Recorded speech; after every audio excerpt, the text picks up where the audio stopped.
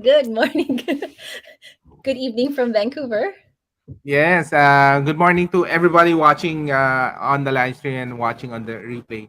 So we're doing a series of health coaching with Janice, and we're going through the foundations of health. And today's topic is about allergies and immune deficiencies. Di ba, Janice? Kasi that's a very hot topic, no? How do you get yung mga autoimmune deficiency? How do you prevent it? And this is a very timely topic. My name is Anton Diaz, founder of Our Awesome Planet. We're awesome live with Janise Piap of Intercon Regenerative. Can you do a short film?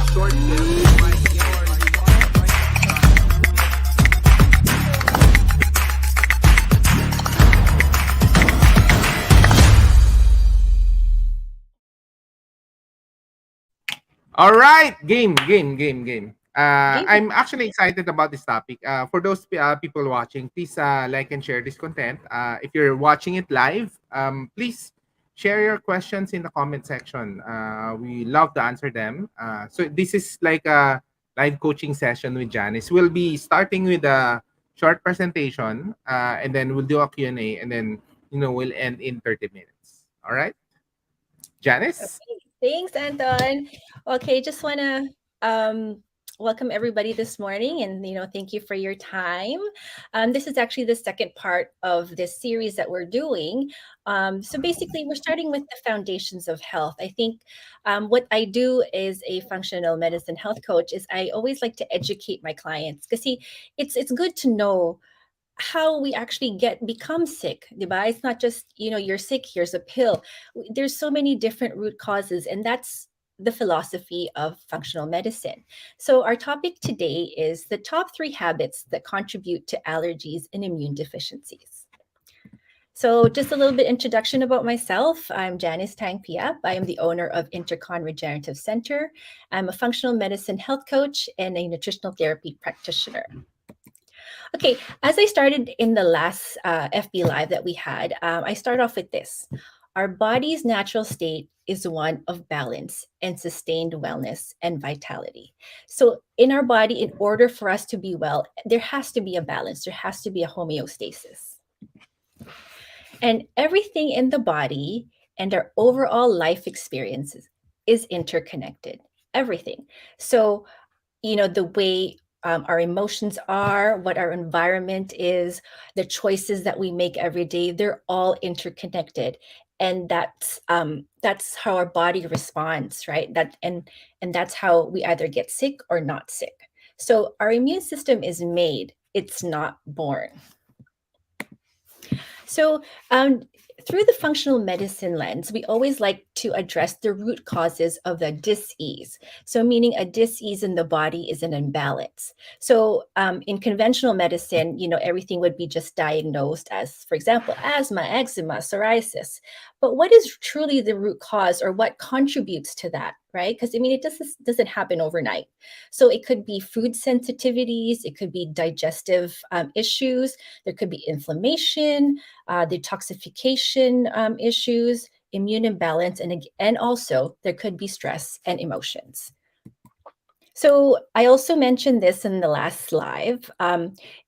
For optimum health, it's really not complicated. We just have to remember these 3 words. So basically, it's to maximize what our unique body needs in order to thrive and function. So that's our nutrition, hydration, sun, things like that. And then minimize things that's harming our body. So we need to take that away. So that would be toxins, environmental toxins, crap food, junk food, and of course, stress. And then we need to prioritize habits that can create a good environment for our wellness and for our health. So that'd be sleep, being thankful, gratitude, prayer, having time with friends and family, laughter, movement. Okay, so let's get on to the top 3 common habits that can contribute to allergies. Number 1, eating fast and not chewing our food properly. What? I think everyone might be a little shocked with that, but here's why, okay? 70% of our immune system is in our gut. Yes, 70% of our immune cells are in our gut. And as Hippocrates, the father of modern medicine, has said, all disease begin in the gut. So why do you need to chew your food properly?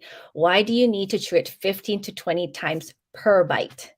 It's because chewing is the only part of digestion that you can control.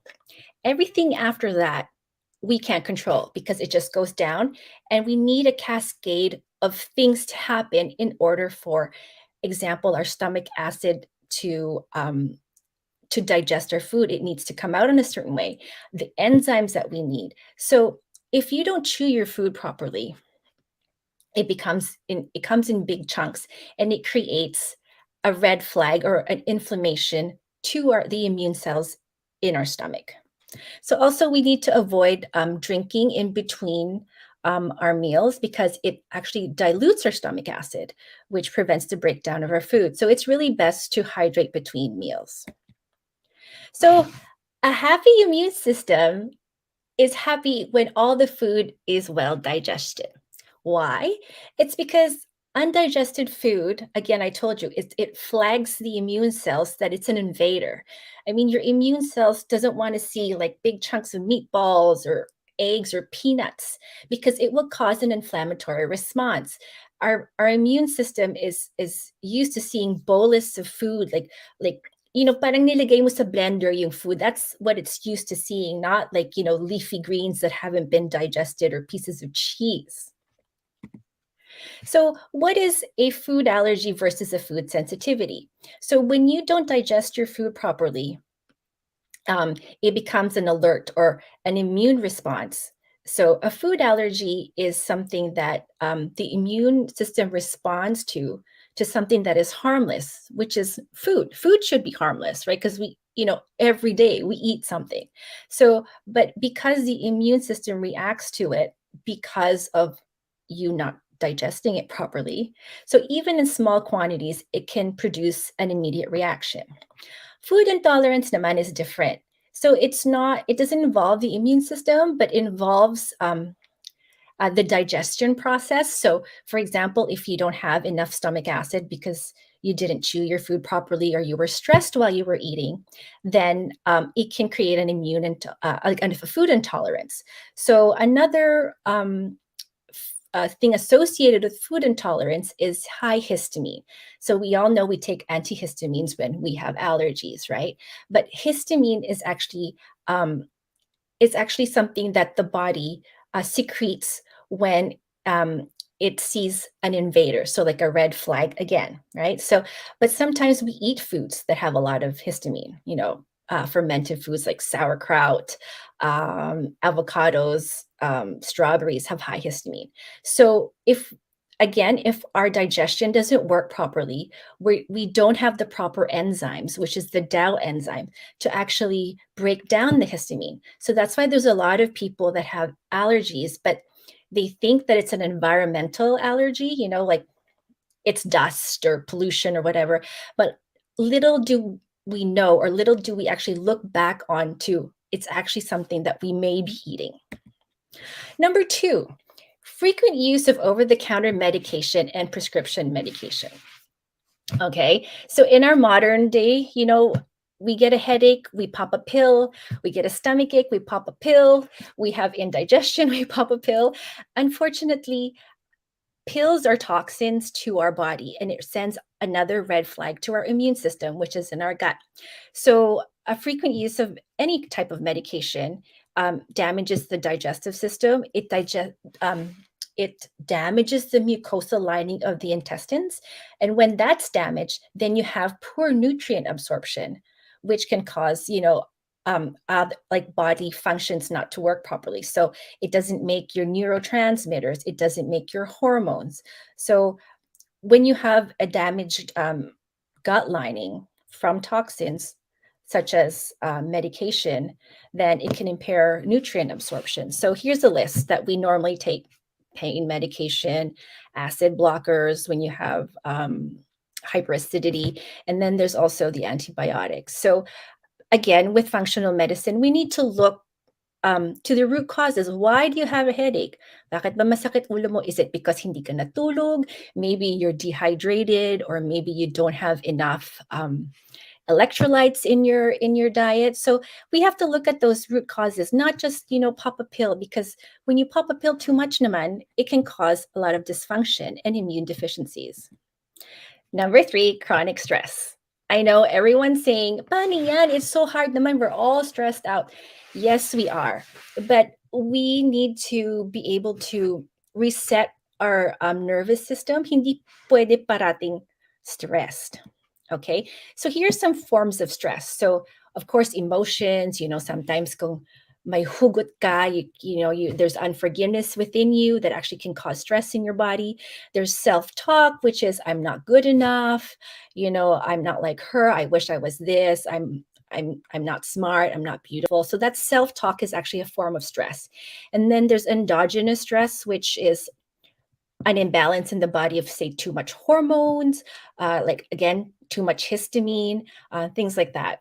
And then physical stress. Too much exercise is not good either. So it can cause inflammation in the body, which is a form of stress either. And of course, there's the food that we eat on a daily basis, fried, packaged, things like that can cause stress. And then there's the exogenous or external environmental toxins, which is Wi-Fi, EMFs, cleaning products, skincare products, all considered toxins and a form of stress. So stress isn't always bad, Short periods of stress is good because it helps us focus, it gives us energy, and increases our metabolism. Something called hormesis is what biohackers are doing nowadays, is intermittent bursts of stressors. It actually has a lot of health benefits. So things like intermittent fasting is a stressor, HIIT exercise, high intensity interval training. And then there's also people that do cold therapy, hot therapy. So those are short forms of stress that are actually beneficial to our health. And then long-term periods of stress, of course, is bad because that's already chronic stress. So it can lead to immune suppression, digestive issues. Going back with digestive issues, when you're stressed and eating, your digestion doesn't work properly. You don't secrete stomach acid to digest your food. So again, we go back to food allergies, your immune system red flagging your food. So short period of stress is good, long-term periods is bad. And then ways to relieve stress, which is what I do. This is my top 3, which you might have other forms of de-stressing. Some people like massages, some people like to go out with their friends. I like to do deep breathing exercises because it resets the nervous system. So even just if you just do this once a day and give your nervous system a break, your body will love you. So gratitude journaling, praying, being grateful, that also resets your nervous system. And of course, Netflix and chill. I think most of the population has been doing that. But of course, there is a time limit. I mean, you don't Netflix and chill all night, right? You still need to sleep. I mean, give yourself maybe an hour or two, just finish a movie, but don't finish a whole series. Okay, so now building on to what we've talked about. So I know there is a lot of talk about autoimmune disease right now, but what really is autoimmune? So basically, autoimmune is a dysfunction of the immune system. It's an overwrought and confused immune system. So because our immune system is confused because it is receiving so much either toxins, inflammation, it doesn't really know what it's supposed to fight or not. So the 3 things that actually mostly contribute to autoimmune disease right now is environmental factors, going into toxins that we've talked about, and also gut dysbiosis, so an unbalanced gut. And of course, genetics is a small factor of it as well. Some people have genetic SNPs in their DNA. Also, genetics in terms of, say, a mom who has a lot of heavy metals can actually pass that on to 3 generations down, so that can be causes toxicity. So a collection of disease, let me leave you with this actually. A collection of disease symptoms to be diagnosed and labeled as a disease doesn't happen overnight. Okay, you don't get sick overnight. It takes years in the making. So when we um, feel a symptom, don't just disregard it. You know, sakit ng ulo, sige pill. Sakit ng ganyan, pill. It's actually your body it's symptoms. There's your body's way of telling you that something is wrong, and we should not ignore that. So I leave you with my favorite saying: do the best you can until you know better. Then, when you know better, do better. So, I hope I was able to give you a little bit of education and information that you can use every day to build resilience. And All right. Yes. try to get a lot in a little bit of time. Thank you, Anton. All right. Yeah. So this is how you can contact Janice. So I actually have a lot of questions. So Okay. let's go back to eating slowly. First, it's so hard to do, no?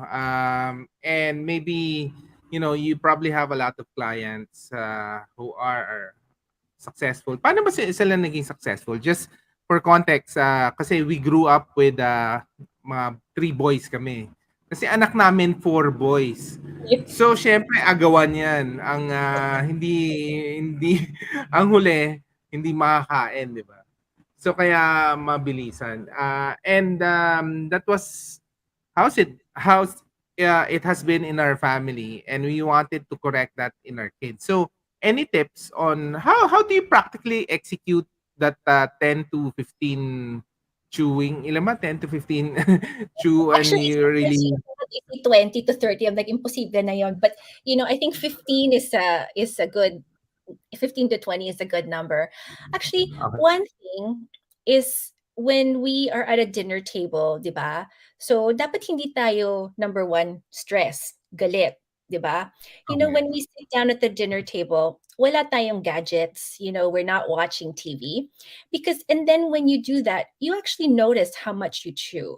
And then it becomes naman talaga second nature. Like if of course first few talaga it's hard, but when my clients tell me that, parang they get the hang of it after mga 5 or 6 times, and then but when they start to chew naman fast, they know it because they'll get an upset stomach, when they just start to Mhm. and chew lang and they swallow. So it's about listening to your body then, di ba, na I think what happens to people is okay, they do that, they chew properly. And then there are times when we're stressed, we chew very, very fast. And then they'll feel na parang, oh, okay, that wasn't good. Like I think I just swallowed that really fast. So it's about listening to your body and knowing that what works for you. So I like to me, it was a work in progress then because we also grew up with my dad eats very fast. Like minsan nga to this day, di ba? I'm like, do you even actually chew your food? But Uh, it's one of those things na is very very foundational even though it's hard to do because it just has so much benefits, I believe. So actually with all my clients we start with that. okay. Now, about water, yun yan, the other thing is water, di ba? You suggested na you don't drink water during the meal. So, paano ba yun? 30 minutes before ba? Or what's recommended Actually may ano nga hydration? yan eh, may may two schools of thoughts, 'di ba? Yung iba, drink lots of water before you eat para you don't eat too much. May ganon, 'di ba? But Yes. But if you're nowadays, because there's so much studies on gut health, digestion, 'di ba? Kasi nga all disease begins in the gut. You don't really need to drink your water like before eating because it actually dilutes your stomach acid. Kasi So you don't drink water you don't before? need to. You know? No, if you want to hydrate, you hydrate between meals. Okay. And how long is that from the meal, usually? Ako kasi, like, for example, when I eat, 'di ba kasi some people they need to eat, drink, and I Yeah. normally find that people that do that are the ones that don't really chew their food kasi parang nabibilaukan sila, right? So number one, if you're chewing your food really properly, you really don't need to be drinking water. Soups are fine. Soups here kasi hindi naman siya big gulp eh. But when we drink water in between, we also create air pockets, especially if you're a big gulper. So those air pockets can actually cause us gas, bloating, dystensia, yung mga ganon. So Okay. it's really better to hydrate in between your meals or So after. meaning before you eat, gano'n, and after eating, gano'n. If you want to drink before you eat, just a sip, just to wet your palate. Okay na yun. You But cannot drink talagang ano, maraming, gano'n. oh, no, because you're basically, diluting the stomach acid that you need for digestion. Oh, okay. Now next, in terms of fruits, 'di ba, there was a school of thought na you have to eat your fruits first, and not during dessert, 'di ba? So or okay lang throughout? Actually, ako, I don't have a thing about that kasi again, we're all bio-individual. For some people, they can't eat fruit to begin with, 'di ba? For some people, it depends on the fruit because it can actually spike up their blood sugar. So when you spike your blood sugar just right before you eat, the tendency is you're going to be eating a lot.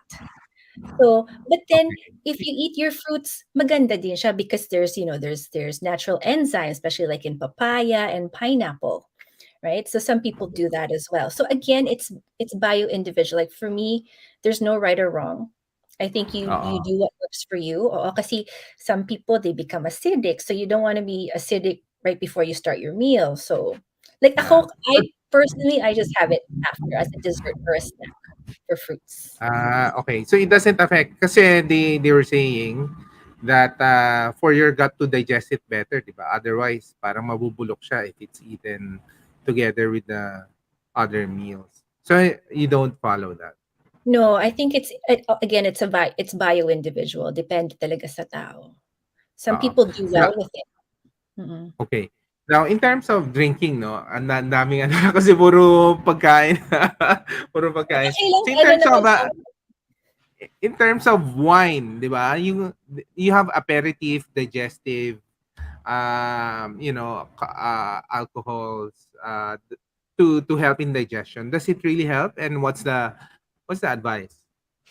It depends on the culture, really.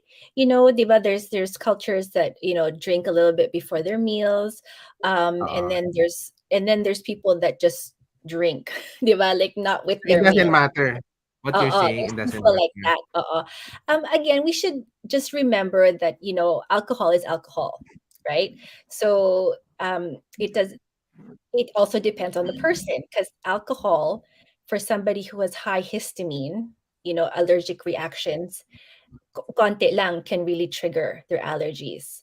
Um, like things such as beer can do that because they're fermented. Wine is also fermented. So, sa tao din.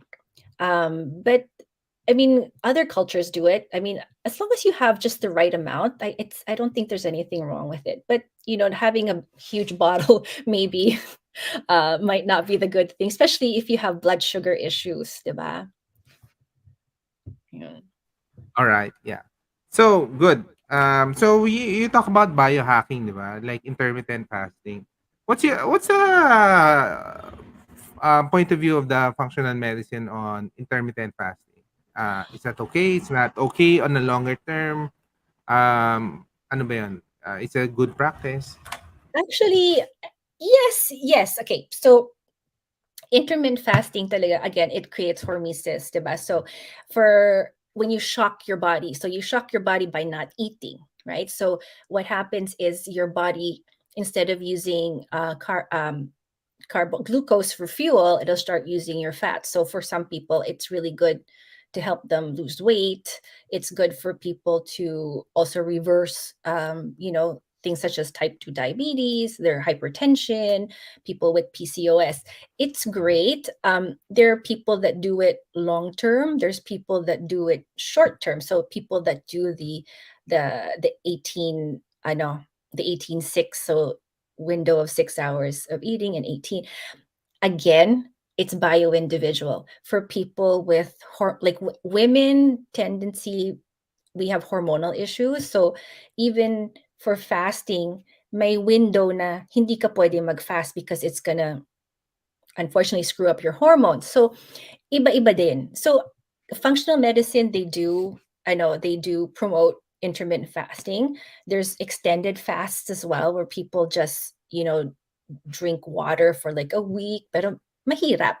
So with my clients who want to do intermittent fasting, um, I always do it gradually. Hindi naman pwede yung bigla kang hindi kakain. So we start with 12 hours, right? 12 hours of not eating and 12 hours of eating. And then you adjust na lang. And then again, with any diet, you go keto, paleo, whatever, low carb, nasa tao. Kasi people, sometimes it's also a trial and error, what works for you, right? So, but Okay. yes, intermittent fasting is good if you can, even for some people na who can just go 12, 14, 16 hours, that's still a good thing. Okay naman. But if you do it longer term, syempre hindi na masya-shock yung body mo. Ganun ba 'yun? Hindi, it actually, the longer you do it, it's iba-ibang processes na yung nangyayari. So like Ah, after I think it's like after 18 hours, 20, then you go into ketosis, and then you go after that you go into autophagy. So depende sa tagal. But there's people that do it, for example, they'll do it just a 24 hour, or they'll just do like an 18. So iba-iba. And it's good to also do different types because that also shocks your body. okay. Next, you mentioned in number 2 yung medication, 'di ba? But parang may vitamins doon. How do you distinguish like vitamins, minerals versus medication? Kasi parang may nakasulat ka doon, vitamin B.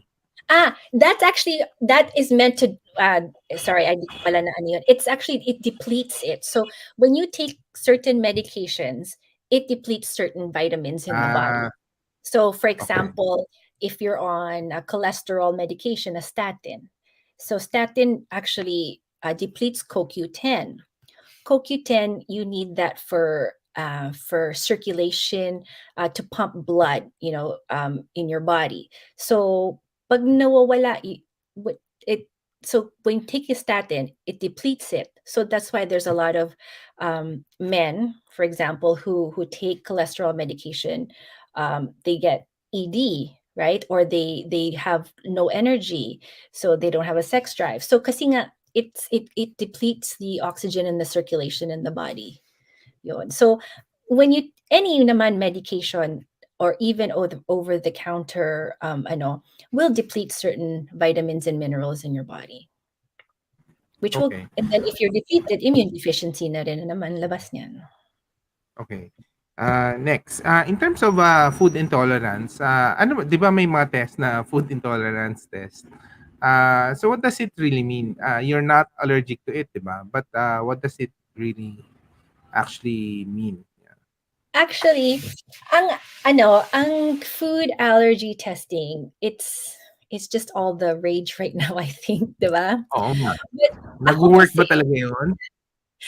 it actually, to me, depende kasi sa tao. There, kasi we can become to we can become allergic to one thing today, and then like next year iba na naman. It's just because our immune system's always changing, and then also the nutrients that we eat on a daily basis iba-iba din. So ako kasi, with my clients, I don't it's not the first thing that I would do for them, like go get Okay. uh, a food testing. Kasi Intolerant. number one, yeah, number one, it's expensive. Okay. Number two, there actually, it creates false positives too, as well. So with clients that I feel do have allergies for certain foods, we do an elimination diet.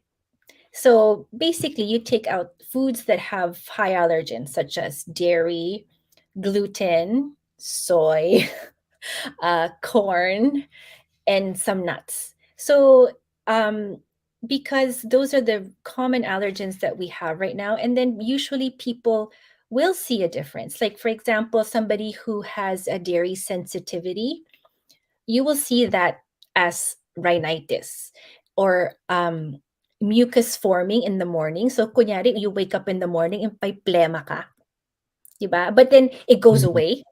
That's actually a sign of dairy sensitivity.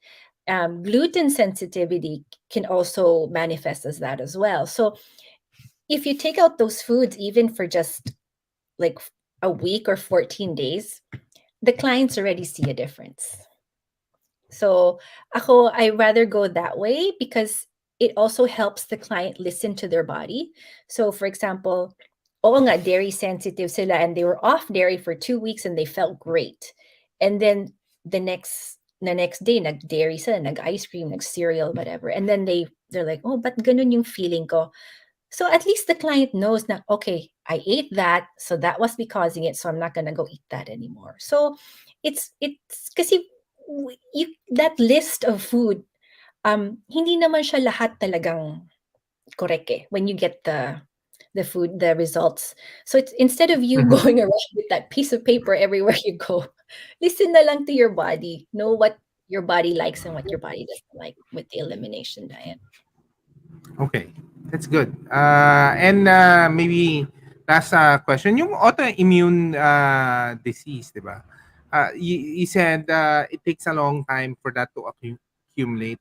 Are there signs ba that you're getting into that? Kasi with the three things you're saying in your presentation, parang kapag siguro hindi ka natutulog, stress out, and hindi maayos pagkain mo, you're candidate na. Is there paano naman for example yung mga nag-work ng night shifts, di ba? Hindi ba sila they're under all those stress? Are there signs, earlier signs na you're getting into autoimmune disease?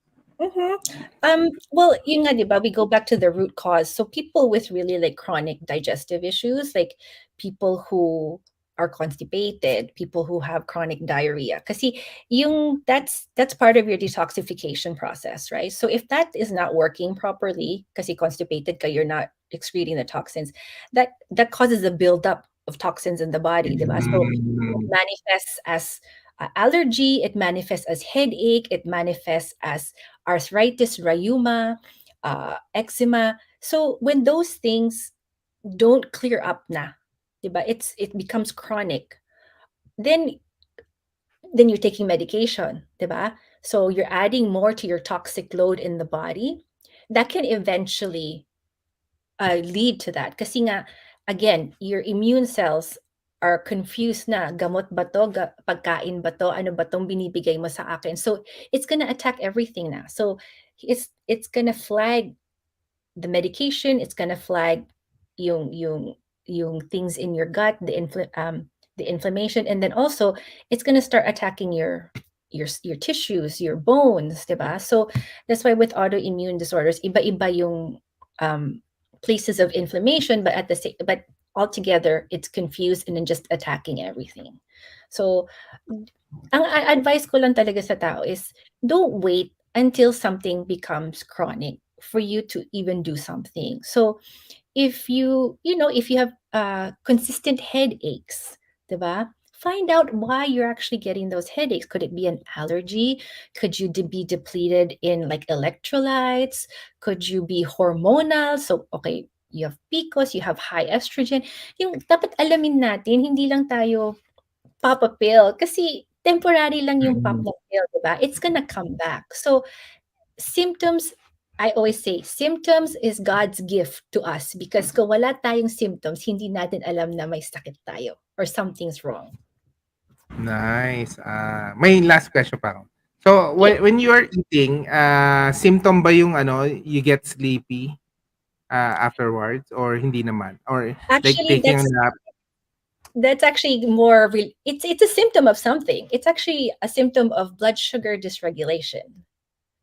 So, Okay. it's like pag afternoon, pagkatapos mo kumain, gusto mo matulog, gusto mo mag-nap.